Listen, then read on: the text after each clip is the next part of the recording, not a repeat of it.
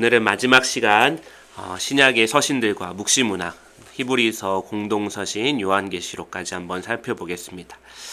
요한계시록을 제외하면은 모두 서신으로 분류되어 있지만 엄밀한 의미에서는 서신과는 다른 책이 있습니다. 예를 들어서 히브리서와 요한일서의 서두를 보면은 옛적의 선지자들을 통하여 여러 부분과 여러 모양으로 우리 조상들에게 말씀하신 하나님이라고 히브리서 1장 7절에서 이야기하고, 또 요한일서 1장 1절에서는 태초부터 있는 생명의 말씀에 관하여는 우리가 들은 바요 눈으로 본 바요 자세히 보고 우리의 손으로 만진 바라라고 말합니다. 우리가 배웠지만 바울 서신은 언제나 발신자, 수신자, 인사말 이 세 개가 항상 처음에 등장한다고 했습니다.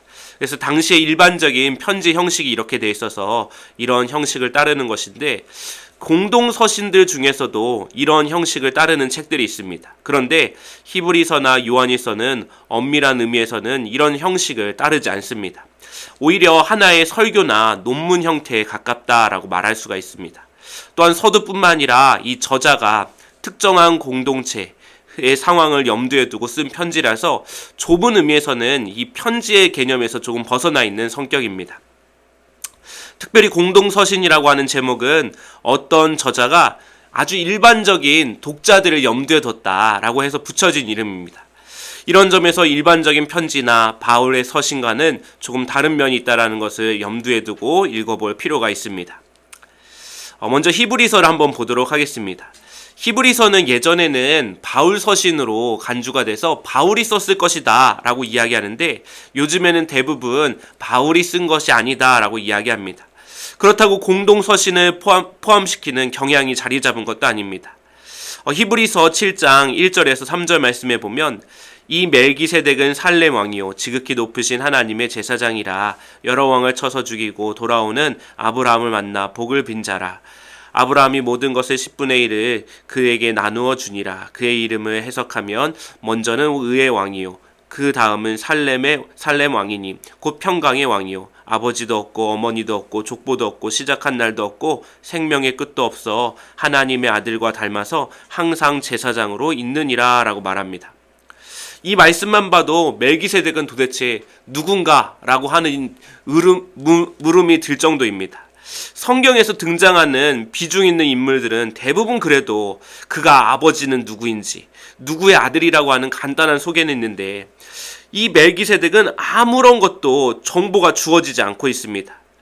히브리서 저자는 누구인지도 알기도 어렵고, 이 용어들이나 논리의 전개 역시 난해한 이 사람들을 두고 이야기하고 있는데, 성경학자들이 우스갯소리로 히브리서가 멜기세덱처럼 참 신비롭고 난해하다라고 이야기합니다. 그래서 우리가 히브리서를 읽으면 항상 11장에 나오는 믿음장에 대해서만 잘 읽히는데, 나머지 장에서는 뭘 얘기하는지 사실상 좀 어려울 때가 있습니다. 그러나 멜기세덱이 구약 성경의 다른 부분에서 전혀 언급되지 않는 것은 아닙니다. 멜기세덱이 어디에 나오냐? 시편 110편 4절 말씀에 여호와는 맹세하고 변하지 아니하시리라 이르시기를 너는 멜기세덱의 서열을 따라 영원한 제사장이라 하셨도다 라고 말합니다. 이 말씀은 신약 성경에서 가장 많이 인용되는 구약의 성경 구절입니다. 예수님도 이 말씀을 아주 많이 인용을 하셨고, 이 구절은 초대교회가 그리스도를 구약의 예언의 맥락에서 이해하는 데 있어서 아주 중심적인 역할을 했습니다. 히브리서가 멜기세덱을 이용해서 펼치는 기독론, 예수님에 관하여서 말하고 있는 이 신학도 초대교회의 풍성한 이해에 맞닿아 있지 결코 동떨어진 것이 아닙니다. 그러니까 히브리서는 멜기세덱을 구약 성경을 이용해 아론 계열의 어떤 제사장보다 탁월하신 우리의 영원하고 유일하신 참 제사장이신 예수님에 대해서 전하고 있다라고 하는 것입니다. 대부분 구약의 제사장들이라고 하면은 우리가 아론 계열, 레위 사람 계열 그런 사람들이 제사장을 한 것이라고 이야기했는데, 그 사람보다 훨씬 더 앞서 있었던 제사장이 있다. 바로 누구냐? 아브라함이 창세기에서 만난 멜기세덱이라고 하는 인물이다. 이 사람은 누구인지 알지 못하지만 하나님께서 아브라함에게 미리 예비하셨던 것처럼 예수님은 이 구약에 있었던 여러 제사장들보다 훨씬 더 앞선 분이다라는 것을 이야기하기 위해서 히브리서가 멜기세덱이라고 하는 아주 신비로운 인물을 인용하고 있다라고 하는 것입니다. 특별히 복음서를 살펴보면 우리가 예수님이 어디 계신가라고 하는 질문이 복음서를 이해하는 데 있어서 중요하다라고 했는데, 누가복음과 사도행전은 예수님이 하늘에 계시다, 승천해서 하늘에 계셔서 역사를 주관하시고 교회를 통해서 일하시는 그리스도다라고 강조를 한다라고 했고, 히브리서 역시 승천을 강조하고 있습니다. 이 구약의 대제사장이 백성을 대표해서 지성소에 들어가지 않습니까? 그것처럼 이 히브리서가 말하고 있는 그리스도의 승천은 우리를 대표해서 하늘로 올라가신 분, 그러니까 우리도 나중에는 하늘로 올라갈 것인데 그리스도가 먼저 올라가셨다라는 것을 강조하기 위해서 히브리서도 승천을 강조하고 있다라고 하는 것입니다. 그래서 히브리서 말씀에 죄인인 우리가 은혜의 보좌 앞에 담대히 나아가게 될 수 있었다라고 하는 이유가, 우리가 하늘에 계신 하나님께 어떻게 나아갈 수 있는 방법이 아무것도 없었는데 예수님이 승천하셔서 대표적으로 올라가셨기 때문에 우리도 하나님 앞에 나아갈 수 있게 되었다라고 이야기하는 것입니다. 이렇듯 히브리서는 땅 위에 있는 지성소는 하늘에 있는 실체를 보여주는 모형이다, 그림자다라고 설명을 합니다. 히브리서는 구약의 율법과 제사제도의 세세한 부분까지 언급하고 있는 아주 유대적인 복음서입니다. 우리가 히브리서라고 하는 이름 자체가 그렇습니다. 그러면서 당대의 철학적인 개념과 용어들을 적절하게 사용하고 있어서 조금 어렵게 느껴지기도 합니다. 가장 유대적이면서 가장 헬라적인 책이다라고 할 수가 있습니다. 우리도 가장 한국적인 것이 가장 세계적인 것이다라고 하는 말이 있듯이, 이 히브리서가 아주 그 당시에 인문학적이고 철학적이고 이런 요소들을 많이 가미해서 유대적인 성경으로 썼다라고 이야기할 수가 있습니다. 그래서 히브리서의 독자들은 누구냐? 유대인들이었다.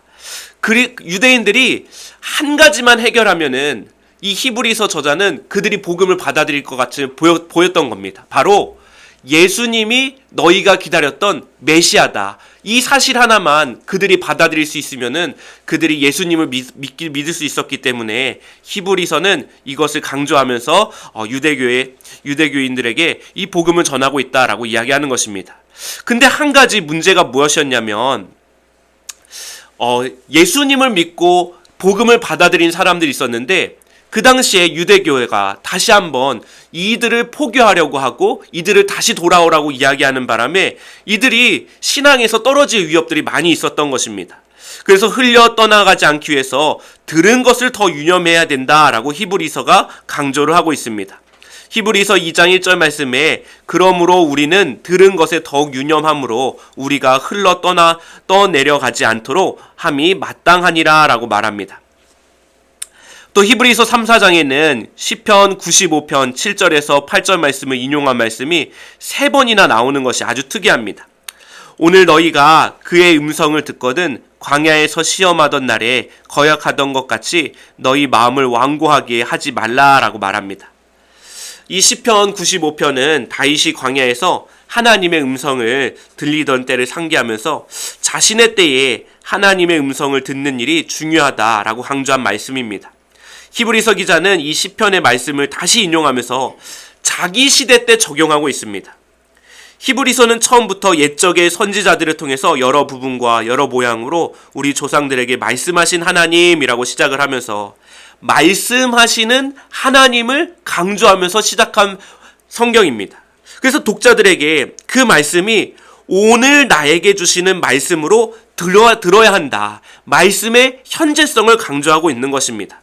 그러니까 이 말씀을 듣지 않으면 우리 마음이 완고해질 수 있으니 계속해서 이 말씀을 새기는 일들이 중요하다. 오늘 나의 말씀, 그것으로 받아들여라 라고 이야기하고 있습니다. 그래서 우리는 히브리서 말씀을 읽으면서 오늘날을 살아가는 우리에게 주시는 하나님의 말씀을 들을 수 있어야 한다라고 하는 것입니다. 그리스도의 유일성과 탁월성이 유대교로 돌아가려고 하는 유혹에 빠진 이들에게 필요한 진리의 말씀으로 주어졌습니다. 오늘 우리의 신앙은 어떤 도전을 받고 있는지도 헤아려 볼 필요가 있다라고 하는 것입니다. 그 다음에 히브리서에서 가장 유명한 장이라고 불려지는 믿음장, 우리가 잘 아는 11장 말씀에 많은 믿음의 영용들을 소개하면서 이 장이 이렇게 마무리되어집니다. 히브리서 11장 40절 말씀에 이는 하나님이 우리를 위하여 더 좋은 것을 예비하셨은즉 우리가 아니면 그들로 온전함을 이루지 못하게 하려 하심이라 라고 말합니다. 여기서 아주 중요한 말씀이 나옵니다. 노아, 아브라함, 모세 등 이 걸쭉한 신앙의 위인들을 소개한 후에 마지막 결론이 무엇이냐? 우리가 맡고 있는 이 일이 그들보다 더 중요하다라고 이야기하는 것입니다. 우리가 아니면 그들이 열심히 고분분투하고 씨앗을 뿌렸던 일들이 미완성으로 끝날 것이다 라고 이야기하는 것입니다. 아주 놀라운 말씀인데 이 말씀은 우리에게 구름과 같이 허다한 증인들이 있으니 인내로서 우리 앞에 당한 경주를 하자라고 하는 권면으로 이어지는 것을 보게 되어집니다. 마라톤같이 긴 경주를 릴레이 한다라고 우리가 생각을 해보면 먼저 자신이 길을 열심히 걸어갔던 이들이 경기장에서 마지막 주자들이 달리는 모습을 지켜보고 응원하고 있는 상황입니다. 그들이 열심을 기울여서 경주가 완성되는 것이 마지막 주자들에게 달려있다라고 하는 것입니다. 그러니까 히브리서는 우리가 아브라함이나 모세보다 더 중요한 일을 맡고 있는 이유는 우리가 훌륭해서가 아니다. 시대가 그렇기 때문이다라고 이야기합니다. 경주에서 우리가 있는 차례가 마지막 주자의 차례에 와 있기 때문에 그래서 우리가 중요하다라고 이야기하는 것입니다. 구약의 신앙의 위인들이 그리스도의 구원을 기대하면서 그들이 사역을 했다라고 이야기하고 있습니다. 그러나 우리는 이미 이 땅에 도래한 하나님의 나라를 증거하고 그리스도의 복음을 땅끝까지 전하는 마지막 사명을 부여받았다라고 하는 것입니다. 그래서 이 히브리서는 그리스도의 탁월성, 그리스도를 전하며 살아가는 사명의 위대함을 강조함으로써 우리가 마지막 주자다. 우리가 잘나고 탁월해서 마지막 주자가 아니라 하나님이 마지막 시대에 우리를 마지막 주자로 삼아주셨다. 그러니까 우리가 포기하면 이 경주가 아무런 의미가 없어지는 그런 일이 되니 끝까지 힘을 내라 라고 이야기하고 있는 것입니다. 그 다음에는 공동서신을 한번 보도록 하겠습니다. 우리가 공동서신을 야고보서, 베드로, 전후서, 요한 1, 2, 3, 4서, 3서, 유다서까지 이렇게 보는데 이 공동서신에서 중요할 것은 바울서신과 제목이 다른 형식이다라고 하는 것입니다. 바울서신은 수신자가 제목으로 되어져 있습니다. 내가 디모데에게 편지를 썼다 그러면 디모데 전후서라고 되어져 있습니다. 반면에 공동서신은 저자의 이름을 따옵니다. 내가 야고보인데 야고보가 교회들에게 편지를 썼으면 야고보서가 되는 것입니다. 가령 베드로 전후서, 요한 1, 2서 그런 것도 베드로와 요한이 보냈기 때문에 그들의 이름을 썼다라고 하는 것입니다. 그 이유는 여러 가지를 생각해 볼 수 있지만 이 공동서신의 수신자들은 특정 교회나 특정 개인에게 보낸 편지가 아니라 모든 그리스도인들에게 보낸 편지이기 때문에 이래서 발신자의 이름을 따서 성경의 제목을 지었다라고 하는 것입니다. 우리는 신앙생활하면서 바울서신을 조금 더 중요하게 읽지만 초대교회 성도들은 오히려 공동서신을 훨씬 더 중요하게 여겼습니다. 내가 개인적으로 누군가에게 편지를 쓴 것이 중요한 권위가 있기보다는 내가 내 이름을 가지고 모든 사람에게 공문을 보내듯이 이렇게 편지를 쓰는 것이 더 권위가 있지 않습니까? 그래서 초대교회 성도들은 야고보라고 하는 이름이 찍혀져 있고 베드로라고 하는 이름이 찍혀져 있으면은 오히려 그것을 더 권위 있게 받아들였다라고 하는 것입니다. 실제로 지금의 정교회에서는 신약 성경의 성경 배열이 바울 서신보다 공동서신이 더 앞쪽에 위치해 있습니다. 왜냐하면 공동서신이 더 권위 있는 성경이다라고 여겨서 배열을 우리 개신교와 조금 다르게 하고 있다라고 하는 것입니다.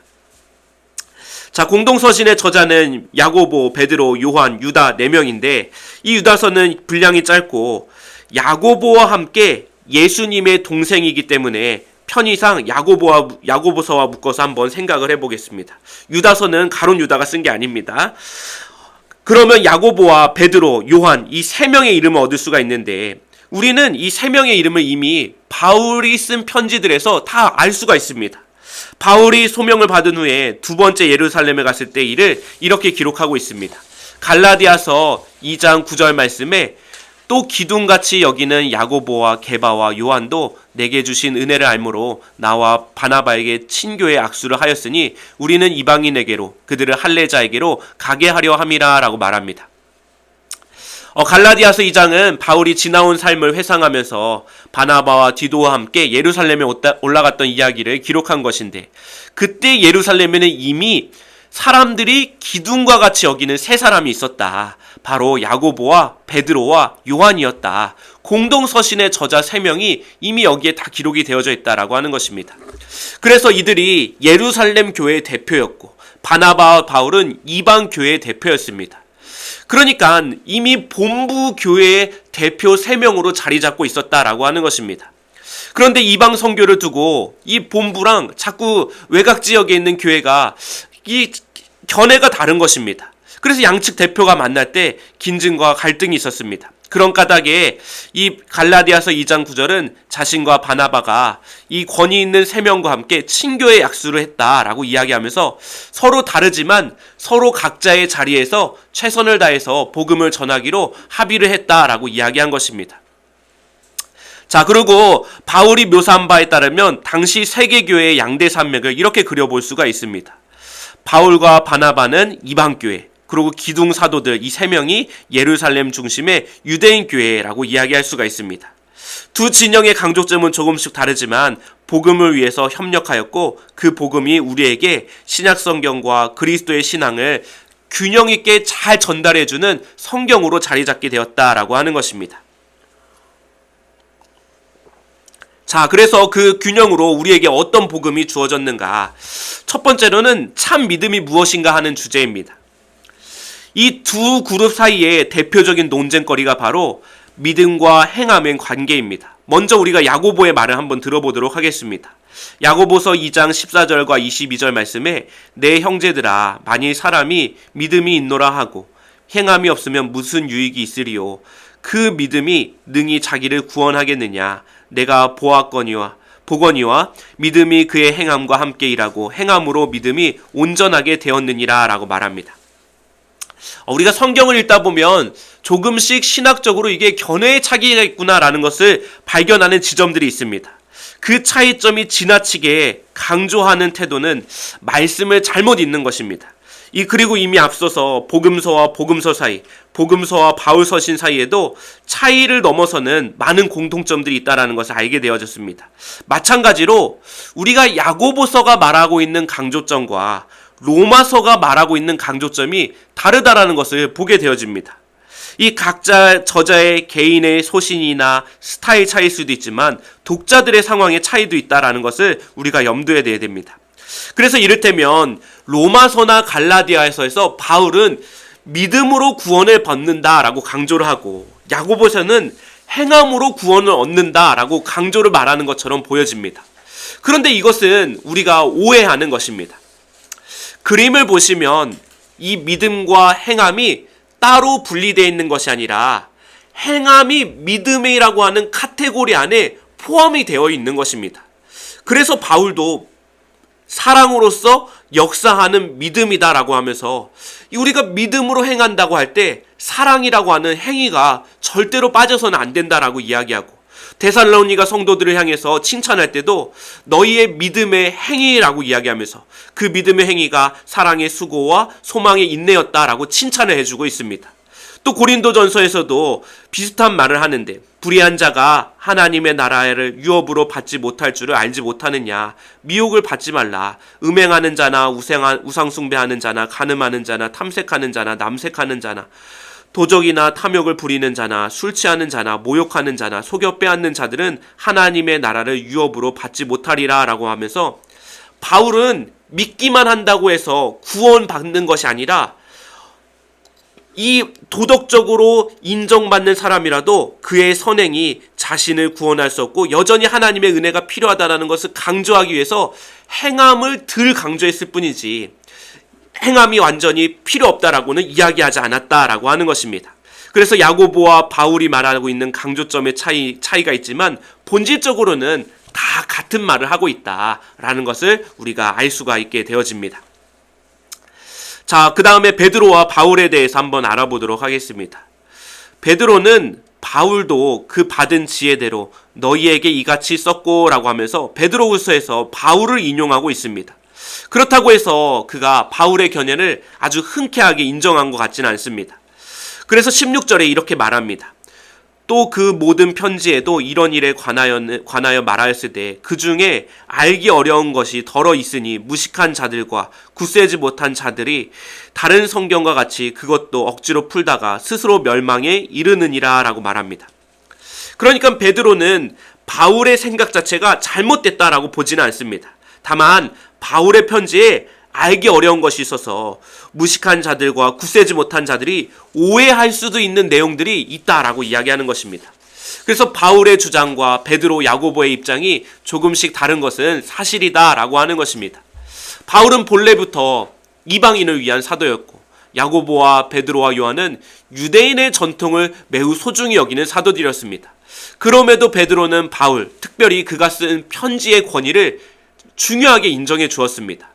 오늘날 우리가 교회를 어떻게 섬겨야 하는지도 보여주는 아주 고귀한 신약 성경의 정신이다라고 하는 것입니다. 서로 약간의 차이가 있을지라도 서로 하나님께서 세워주신 도구고 하나님께서 세워주신 사람이다라고 여기는 것이다라고 하는 것입니다.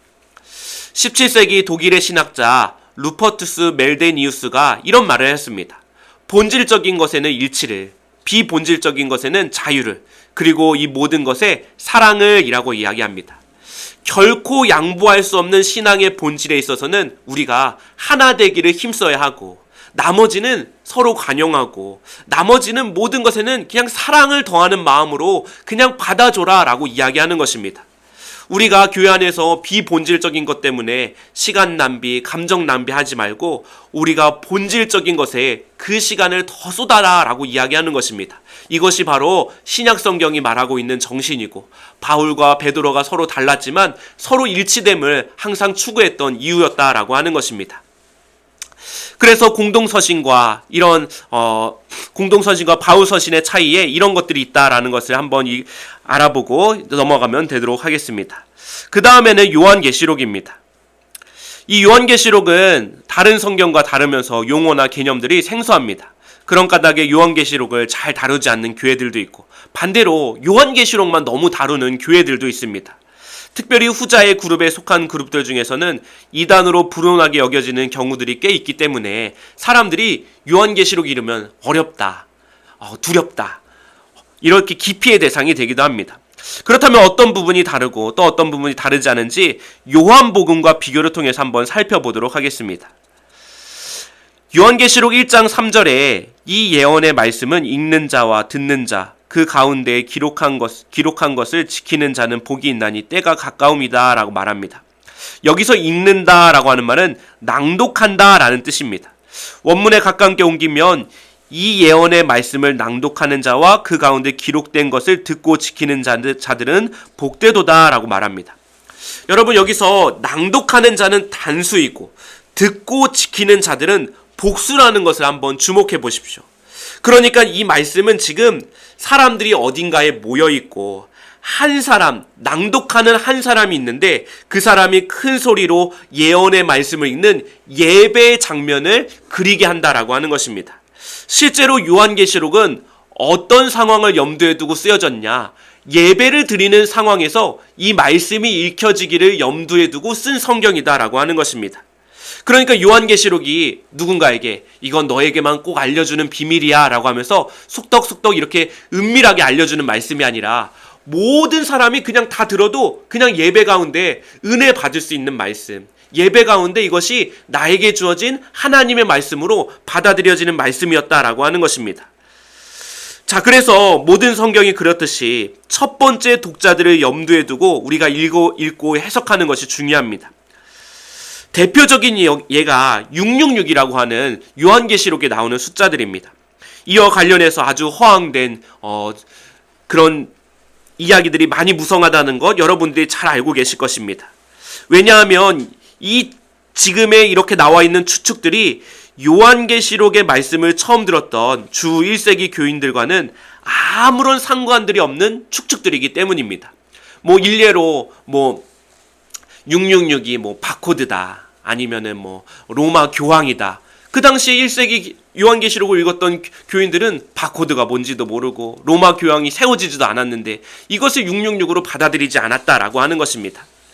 그래서 이 666이라고 하는 숫자 역시 1세기 그 당시를 살아갔던 교인들이 이해하는 방법에서 우리가 해석해야 되지 오늘날에 어떤 것으로 해석해서는 안 된다라고 하는 것입니다. 그래서 이따가 나중에 한번 살펴보겠습니다. 자, 그렇다면 요한계시록이 다른 성경들과 어떤 공통점이 있고 차이점이 있느냐? 이 요한계시록은 시문학입니다. 그러니까 우리가 요한계시록을 읽으면서 좀 이해가 잘 안 되고 이게 무슨 표현일까? 이게 무슨 약간 너무 상징이 많은 거 아닐까? 하는 이유가 이것이 그냥 시문학이기 때문에 시문학에서는 함축적이고 상징적인 의미를 사용하는 것이 중요하기 때문에 그렇게 되어져 있다. 그래서 같은 진리인데 복음서나 서린서와는 다른 방식으로 그 당시에 시문학의 문화적 배경에서 쓰여진 것이다. 자, 그런데 이것이 신약 성경과 다른 것을 이야기하는 것이 아닌데 이 묵시문학이라고 하는데 요한계시록이 묵시문학이라고 이야기하는 것이 요한계시록만의 독특한 문학 저작이 아닙니다. 이미 구약 성경에도 다니엘서와 에스겔서가 묵시문학에 속하 있고 신약 성경에서도 마가복음 13장은 예수님이 이 묵시문학의 형식을 따라서 하신 말씀이라고 해서 복음서 내의 계시록이다라고 불릴 만큼 이 묵시문학이 그 당시에는 굉장히 유행했던 그런 문학 양식이었다라고 하는 것입니다.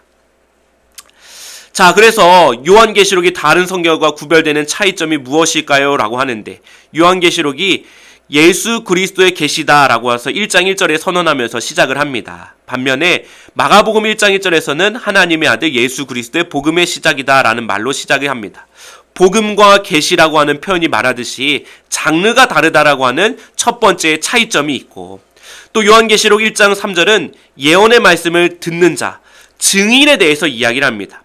그리고 이어지는 9절에는 나 요한은 하나님의 말씀과 예수를 증언하였으므로 말미암아라고 이야기합니다.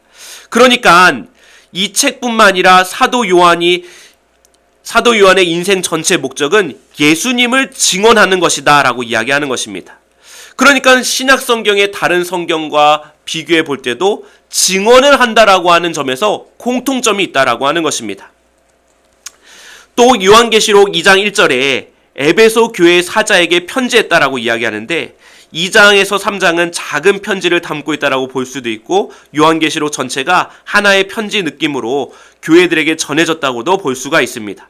그런 점에서 서신서들과도 공통점이 있다. 그래서 바울 서신의 초기 묶음은 7권으로 되어져 있는데 요한계시록의 7교회에 보낸 편지가 바울 서신의 영향으로 형성되었다라는 분석도 있다라고 하는 것입니다. 그러니까 바울 서신이 총 7개의 서신으로 되어져 있는 것처럼 요한계시록도 우리가 7개의 교회를 대표적으로 뽑아가지고 이것을 편지 형식으로 기록하자라고 이야기한 것이다 라고 하면서 바울 서신의 영향력이 요한계시록 안에도 들어가 있다라는 것을 보게 되어집니다. 자, 요한계시록은 예수 그리스도의 계시다라고 이야기했습니다. 여기서 계시라고 하는 헬라어 단어 아포칼립시스라고 하는 단어는 하나님이 감추신 것을 나타내 보이셨다라는 뜻입니다. 그런데 이 단어가 특별한 의미로 익혀내는 전문 용어로 쓰일 때가 있습니다. 이 전문 용어로 쓰일 때는 묵시라고 하는 의미로 익히는데 역사의 마지막에 일어날 일을 예언한 형식으로 쓴 시가 바로 묵시입니다.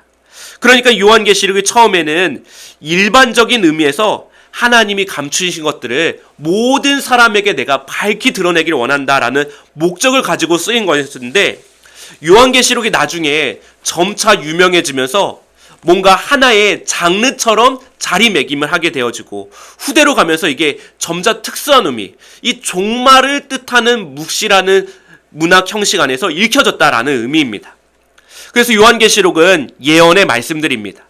성경 속에서 예언들, 이를테면 구약의 예언들은 미래의 일을 미리 내다보게 하지만 이 미래의 일들을 내다보는 것이 중점이 아니라 하나님의 뜻을 대신 전한다라고 하는 대언의 의미가 훨씬 더 강합니다.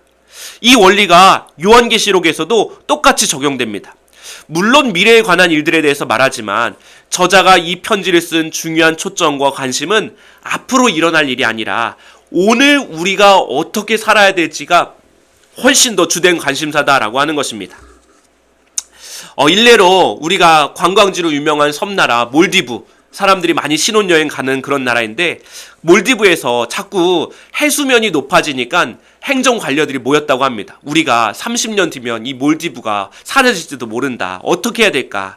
근데 이 모이는 목적이 단순히 우리가 30년 뒤를 예측하기 위해서 모인 것이 아니라 30년 뒤에 이런 일이 일어날 건데 오늘 어떻게 살 것인가, 그것에 초점을 맞춰서 모여서 회의를 했다라고 하는 것입니다. 마찬가지로 요한계시록에 있어서 철저한 관심은 오늘에라. 오늘 내가 어떻게 살 것인가, 이 말씀을 두고서 내일 종말의 때는 이런 일이 펼쳐지구나, 내일은 이런 일이구나, 이게 아니라 이 말씀을 보면서 지금이 마지막 때구나, 그렇다면 오늘 나는 어떻게 살아가야 될까, 그것을 이야기하고 있다라고 하는 것입니다. 또 요한계시록에서 사도 요한이 이렇게 자기를 소개를 하고 있습니다. 요한계시록 1장 9절 말씀에 자기 자신을 요한이라고 알리고, 그의 교회 전통은 그를 사도 요한이라고 부르는데, 그가 예수님이 사도행전 1장 8절에서 명령하셨던 땅끝까지 이르러 내 증인이 되라라고 하는 말씀을 평생 마음에 품고 살았을 것이다. 그런 까닭에 자기를 가리켜서 하나님의 말씀과 예수를 증언하는 사람이다라고 소개하고 있는 까닭이 여기에 있다라고 하는 것입니다.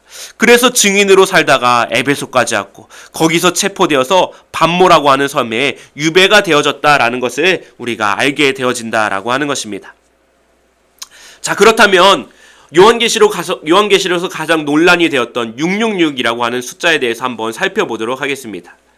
이 숫자 역시 주 1세기 말에 소아시아의 에베소를 중심으로 여러 도시들을 살아가던 사람들에게 어떤 의미로 익혀졌는지 알아보는 것이 중요합니다. 어려운 것이지만 한번 그래도 보겠습니다.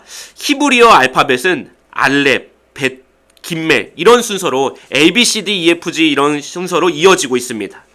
근데 그 당시에는 우리가 지금 사용하는 아라비아 숫자가 없지 않습니까? 그래서 이 사람들이 어떻게 숫자를 사용했냐면 그냥 알파벳을 숫자로 사용했습니다. 그러니까 A는 1이고 B는 2고 C는 3이고 뭐 이런 식으로 그냥 알파벳이 숫자가 된 것입니다. 그래서 우리가 가령 다윗이라고 할 때 히브리 발음으로 하면은 데이비드, 우리가 잘 외우기 쉽게 DVD라고 되어져 있는데 이게 달렛, 바부, 달렛이라고 하는데 이것을 숫자로 표기하면은 4, 6, 4가 되어집니다. 근데 우리가 마태복음에 보면 예수님의 족보가 나오면서 어디서부터 어디까지 14대요, 어디서부터 어디까지 14대요 라고 이야기하지 않습니까? 그것이 바로 이 14라고 하는 숫자가 다윗을 뜻하는 숫자다라고 하는 것입니다.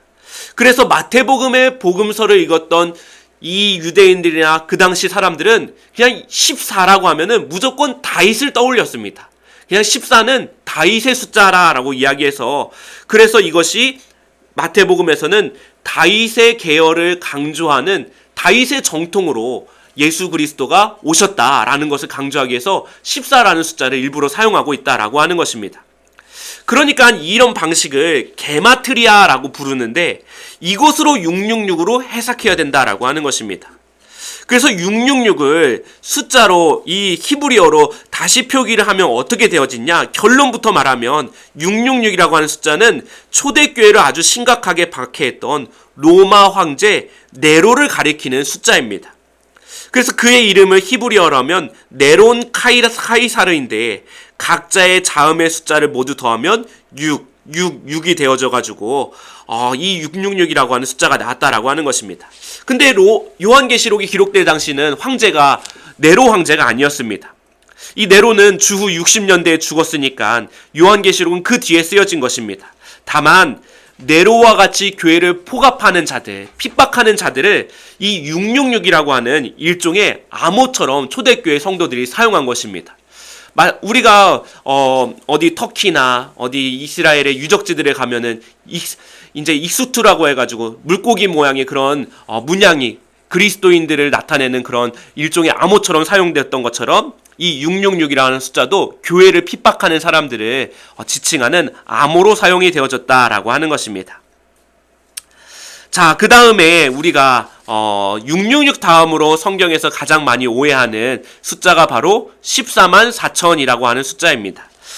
요한계시록 14장 1절에서 5절 말씀이 나타나 있는데 이 14만 4천이라고 하는 숫자도 유대인들의 입장에서 어떻게 읽혀졌는지 한번 생각해 봐야 됩니다. 유대인들에게 있어서 10이라고 하는 숫자는 완전수입니다. 이 완전수는 10이 완전수를 제곱으로 얻은 숫자가 144인데 이 1000이라고 하는 숫자는 많다, 많음을 상징하는 숫자입니다. 그러니까 이것을 곱할 때 14만 4천, 정말 셀 수 없이 많다라는 숫자를 의미하고 있는 것입니다. 그래서 우리가 신천지에서 14만 4천 명만 구원을 얻는다라고 하는 것이 아니라 성경에서 말하고 있는 14만 4천은 정말로 셀 수 없이 많은 사람들이 구원을 얻게 될 것이다 라는 것을 이야기하고 있는 숫자다라고 하는 것입니다. 이 에베소는 당시의 로마 제국의 전체에서도 아주 손꼽히는 대도시였습니다. 도시 중심에 있는 에베소 극장에 약 2만 5천 명이 들어갈 정도로 아주 큰 규모였다고 합니다. 그 당시 에베소 근처에 사는 사람들은 경험적으로 상상할 수 있는 한 자리에서 가장 모이는 많은 수를 어떻게 생각했냐면 항상 2만 5천 명 정도가 가장 많이 모이는 숫자다라고 생각을 했다고 합니다. 그래서 2만 5천 명이 각자의 자신의 목소리를 하나의 목표로 모은다면 그 힘은 누구도 거스를 수 없을 것이다 라고 생각을 했다고 합니다. 그렇다면 요한계시록이 기록된 당시에 한 도시의 교회에 몇 명이 모여 있었을까요? 아마도 수십 명, 100명 정도 모여있을 것이다 라고 그렇게 이야기를 합니다. 근데 박해 가운데 위축되어서 그마저도 교인들의 숫자가 점점 줄어드는 현상이 보였습니다. 이런 상황에서 14만 4천이라고 하는 숫자를 사도 요한이 이야기하고 있습니다. 아무도 능히 셀 수 없는 큰 무리가 하나님께 경배할 것이라고 하면서 이 역사 속에서 승리의 확신을 보여주고 있다라고 하는 것입니다. 그래서 수만 명이 모이는 지역교회가 즐비한 현대에 매우 많은 수를 상징하는 성경의 14만 4천을 신천지나 안식교회 구원의 숫자로 제한하는 의미로 여기는 사람들은 심각한 오류를 범하는 것이다. 누가복음에서 예수님이 이렇게 말씀하셨습니다. 적은 무리여 무서워하지 말라. 너희 하나님 아버지께서 그 나라를 너희에게 주시기를 기뻐하시느니라. 14만 4천에 대한 의미를 정확한 해설을 여기서 찾을 수가 있습니다. 여기서 적은 무리는 얼마나 작고 미약합니까? 그들의 숫자가 적을 뿐만 아니라 힘도 하나도 없습니다.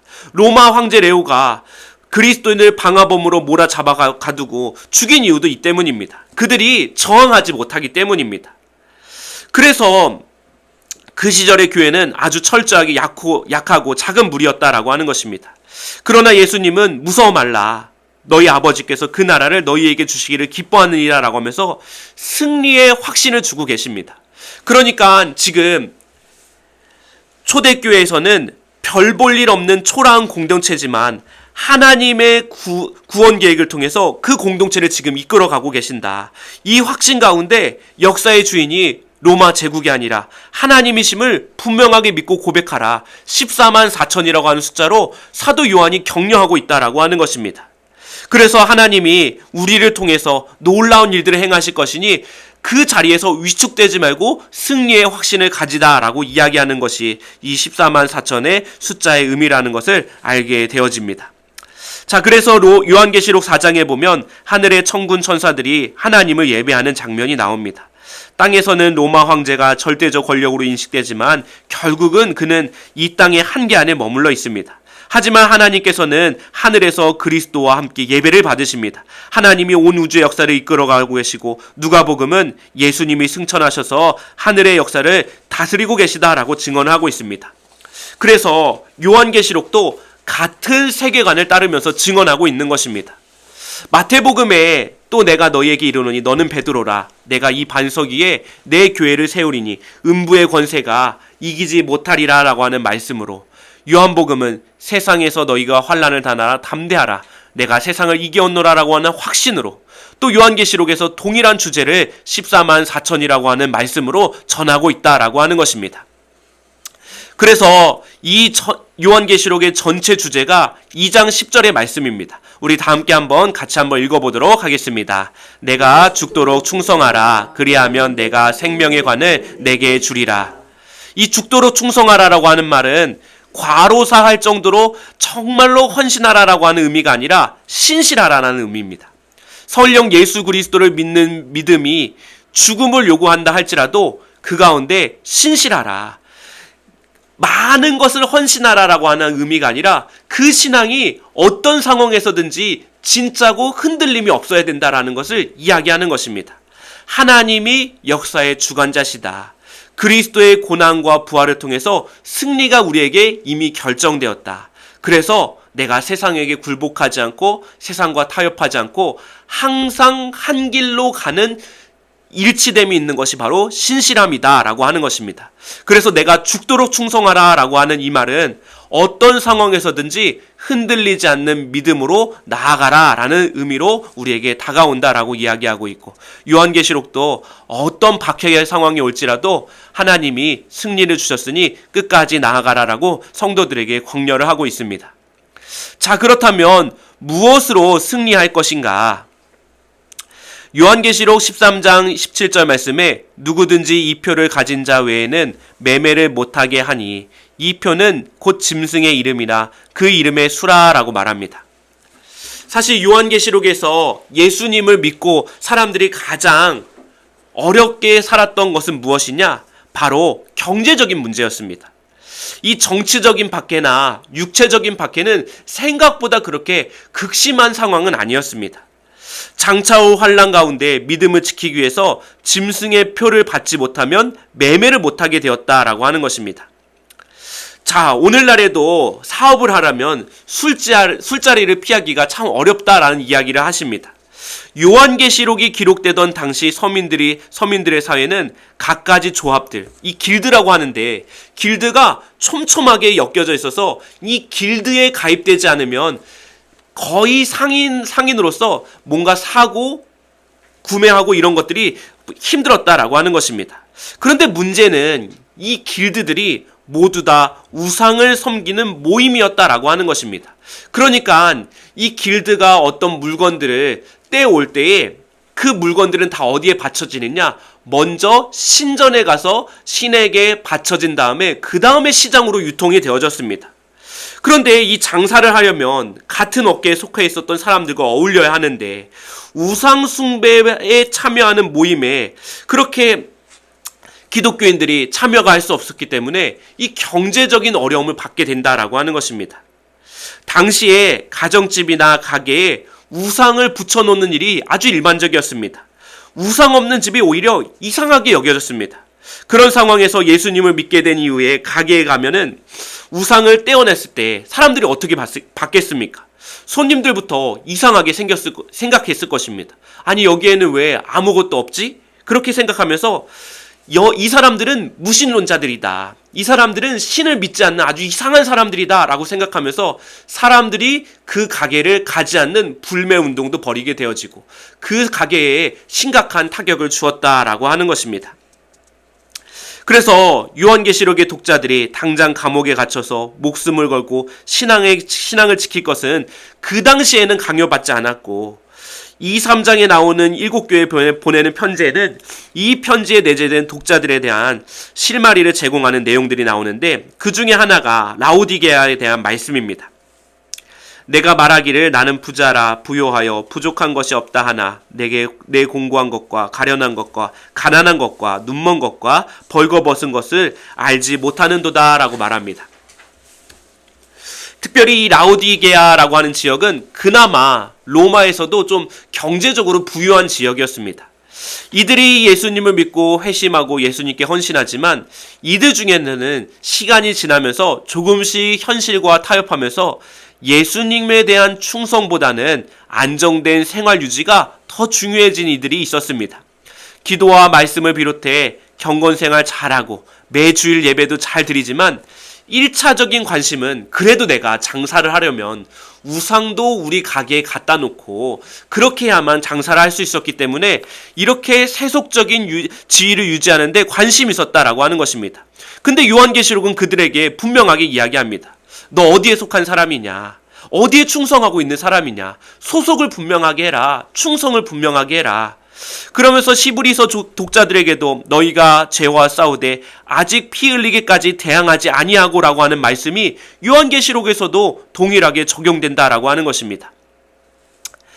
그래서 이 경제적인 손해를 보는 사람들에게 너희의 소속을 분명하게 하라라고 하는 요한계시록의 말씀이 주어지고 있다라고 하는 것입니다. 그래서 요한계시록의 저자는 마지막에 이르러서는 독자들에게 강력하고 직접적인 경고를 다음과 같이 전합니다. 요한계시록 18장 4절에서 5절 말씀 우리 다 함께 한번 읽어보도록 하겠습니다. 또 내가 들으니 하늘로부터 다른 음성이 나서 이르되 내 백성아 거기서 나와 그의 죄에 참여하지 말고 그가 받을 재앙을 밟지 말라. 그의 죄는 하늘에 사무쳤으되 하나님의 그의 불의한 일을 기억하신지라. 아멘. 구체적으로 로마 제국으로 대표되는 타락한 세상으로 빨리 나와라. 요한계시록의 저자는 로마 제국의 죄에 참여하지 말고 그가 받을 재앙들에 너희가 받지 말라라고 이야기합니다. 그의 죄악이 쌓여졌고 하늘에 사무쳤기 때문이다 라고 이야기합니다. 우리에게 동시에 요한계시록은 동일한 이야기를 우리에게 전해주고 있습니다. 세상을 내가 영원히 거할 처소로 삼지 말아라. 궁극적인 충성의 대상이 세상이 아니다. 다시 한번 우리에게 이야기해 주면서 세상과 타협하지 말라라고 이야기합니다. 예수님을 믿는 것, 예수님께만 충성하는 것, 이것이 무엇인지를 가장 웅장하고 강력한 두려움의 용어들로서 이 요한계시록이 예수님께 대한 신실함을 강조하고 있다라는 것을 우리가 이 성경을 통해서 배우게 되어진다라고 하는 것입니다. 자, 그렇다면 예수님은 누구신가? 요한계시록의 핵심은 예수님의 계시라고 했습니다. 그러니까 예수님의 계시라고 하는 것은 예수님이 누구이신지를 알려주는 것입니다. 자, 그런데 예수님이 어떤 분인지 독자들이 아는 것이 중요한 이 책의 기록의 목적인데 그 중에 가장 강력한 이미지가 무엇이냐? 죽임당하신 어린 양이다 라고 하는 것입니다. 죽임당한 어린 양의 생명책에 창세 이후로 이름이 기록되지 못하고 이 땅에 사는 자들은 다 그 짐승에게 경배하리라 라고 말합니다. 예수님은 죽으셨다가 살아나시고 승리하신 분입니다. 사람들은 승리라고 하면 주로 승리의 결과, 영광스럽게 회복된 모습만 이야기합니다. 그런데 요한계시록은 죽임당하고 상처받은 흔적이 예수님에게 지워지지 않고 계속해서 남아있다라고 이야기합니다. 이미 승리하신 분이라고 이야기하는데 끝까지 예수님을 향해서 죽임당하신 어린 양, 굉장히 연약하고 미약한 이미지로 그려내고 있습니다. 어떤 의미냐? 예수님이 십자가와 부활을 통해 처음부터 끝까지 이미 승리하셨습니다. 하늘에 오르셔서 온 세계를 주관하시는 하나님이시다라고 이야기합니다. 승리하신 주님, 전능하신 하나님, 영광 중에 거하시는 주님이라고 하는 화려한 표현 대신에 왜 죽임당하신 어린 양이라고 이야기하냐? 첫째는 그리스도의 구속사역이라고 하는 역사적 사건이 신앙의 기초임을 알려주기 위해서입니다. 요한 1, 2서에서 그리스도가 육체로 오심을 부인하는 사람들을 이단이라고 가르쳐주고 있습니다. 그런데 요한계시록이 예수님의 재림 후의 미래의 일들을 이야기하다 보니까 그 내용을 요한계시록의 중심으로 오해하는 사람들이 많이 있었습니다. 그런데 요한계시록은 신약 성경의 다른 성경들과 마찬가지로 예수님의 재림보다는 그분이 초림 때에 이루신 일을 훨씬 더 중요하게 여깁니다. 그래서 이 중심을 놓치지 않기 위해서 예수님이 십자가에 달려 돌아가셔서 우리의 모든 죄를 사하여 주신 하나님께 바쳐진 제물, 희생 제물이신 어린 양이다라고 하는 이미지를 끝까지 붙들고 표현하고 있다라고 하는 것입니다. 그래서 우리가 죽임당하신 어린 양이라고 하는 요한계시록의 이미지를 생각할 때 미래의 일들보다는 그리스도가 이미 다 이뤄주신 일들을 집중하라라고 하는 메시지로 이해하면 된다라고 하는 것입니다. 두 번째는 우리를 위한 구속사역의 효력이 영원하다는 것을 보여주기 위함입니다. 이 구속사역의 효력이 영원하다라는 것은 무엇을 의미하느냐? 그리스도인들이 성찬을 통해서 우리가 이것들을 날마다 고백하는 것을 보게 되어집니다. 성찬은 예수님의 십자가를 기념하는 성례인데 주님이 성찬을 제정하시면서 나를 기념하라 라고 말씀하셨습니다. 그래서 요한계시록에 기록된 승리의 주님은 십자가를 기념하기 위해서 손에 못자국을 가지고 계신 승리의 주님이십니다.